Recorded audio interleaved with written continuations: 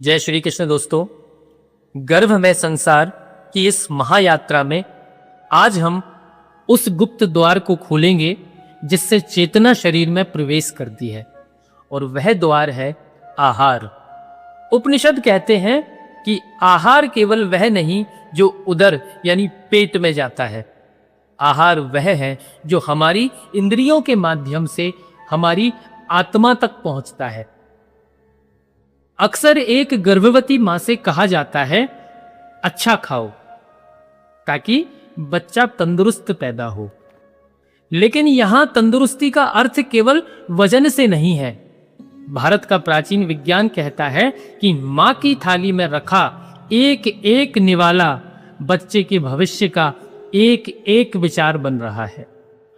आज हम महारानी मदालसा के उस अद्भुत जीवन दर्शन को जानेंगे जिन्होंने अपनी कोख से एक नहीं, दो नहीं, बल्कि 4 महापुरुषों को जन्म दिया।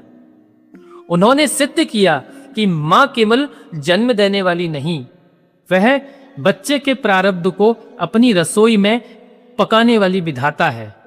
दोस्तों, छांदोग्य उपनिषद में ऋषि आरुणि अपने पुत्र श्वेत केतु को अन्न के रहस्य समझाते हुए कहते हैं कि जो अन्न हम खाते हैं वह 3 सूक्ष्म परतों में विभाजित होता है। दोस्तों, ये परत कौन सी है? ध्यान देना। ये सूक्ष्म परत है। पहली परत है स्थूल परत। यह शरीर का मल बनता है और बाहर निकल जाता है। और दूसरी परत है मध्यम परत। यह मां के रक्त और बच्चे के मांस, मज्जा, अस्थियां यानी हार्मोन्स और टिश्यू का निर्माण करता है। और दोस्तों, तीसरी परत है सूक्ष्म परत। यह सबसे रहस्यमयी है। अन्न का सबसे बारीक हिस्सा मन बनता है।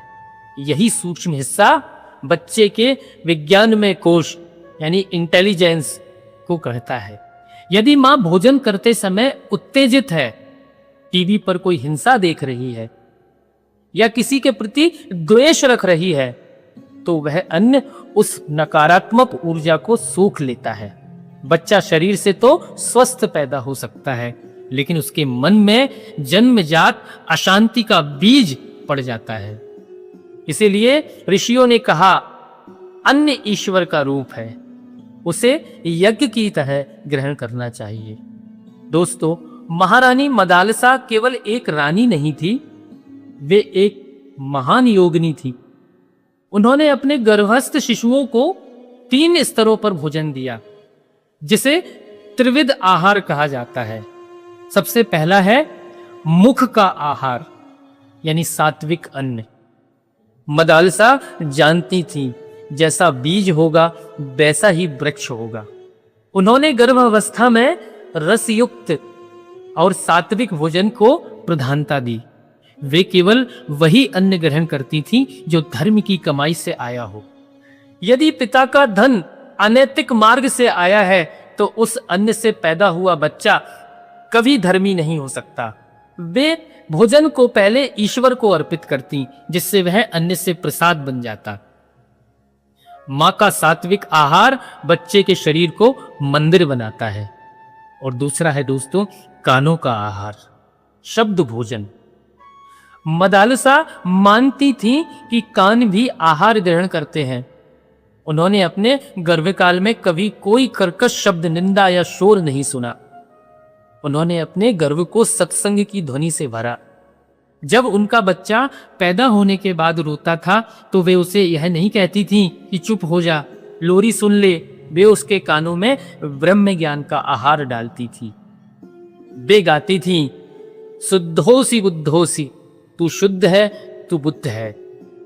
दोस्तों, मां जो सुनती है वही बच्चे का अंतर्मन यानी सब कॉन्शियस माइंड बनता है। और दोस्तों, तीसरा आहार है दृश्य भोजन, आंखों का आहार। मां जो देखती है उसका प्रतिबिंब सीधे बच्चे के चित्त पर पड़ता है। मदालसा ने कभी कोई भीभत्स या हिंसक दृश्य नहीं देखा। उन्होंने केवल संतों, सुंदर प्रकृति और शास्त्र के अक्षरों को देखा। और दोस्तों, आज का संकट क्या है? आज की माँ घंटों मोबाइल की स्क्रीन पर दृश्य भोजन कर रही है। वह रील्स की चंचलता और अशांति को अपनी आंखों के रास्ते बच्चे के मस्तिष्क में उतार रही है। मदालसा ने सिखाया कि आंखों का आहार ही बच्चे का दृष्टिकोण यानी विजन तय करता है। दोस्तों, अब हम चलते हैं मदालसा के पुत्रों की कथा की तरफ।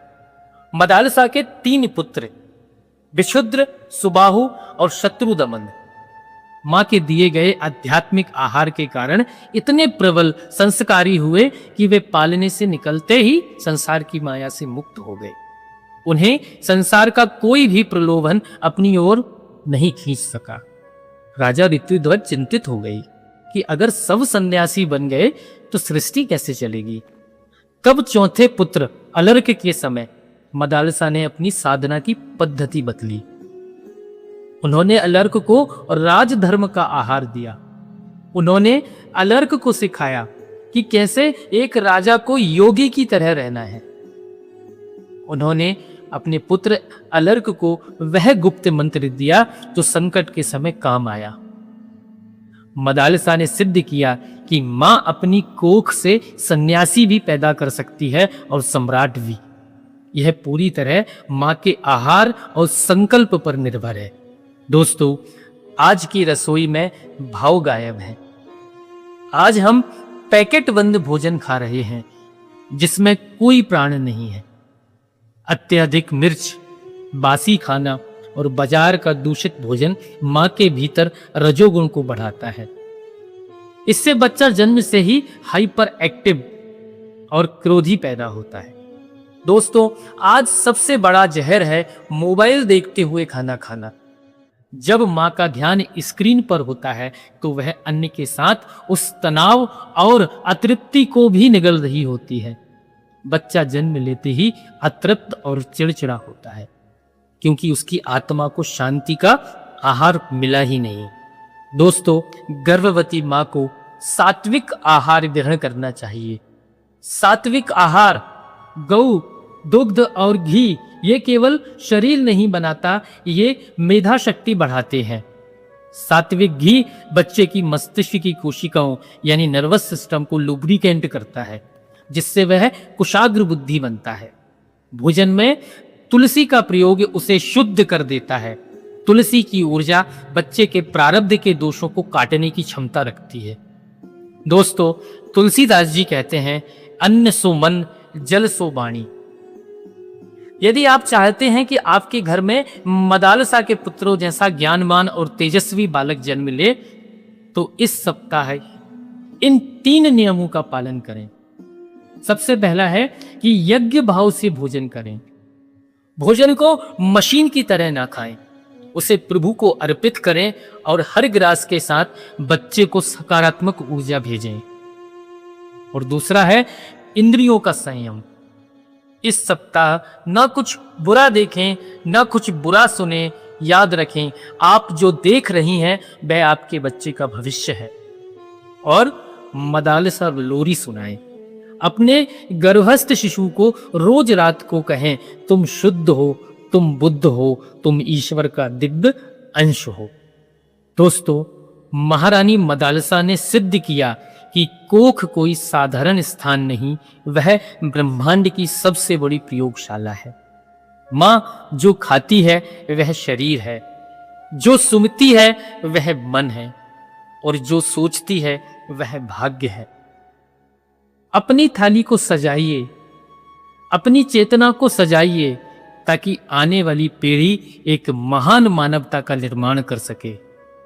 दोस्तों, अगले भाग में हम प्रवेश करेंगे विचारों के विज्ञान में, मां की सोच और बच्चे का भविष्य।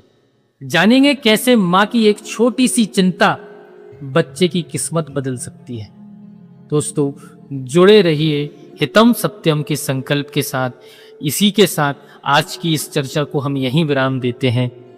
जय श्री कृष्ण।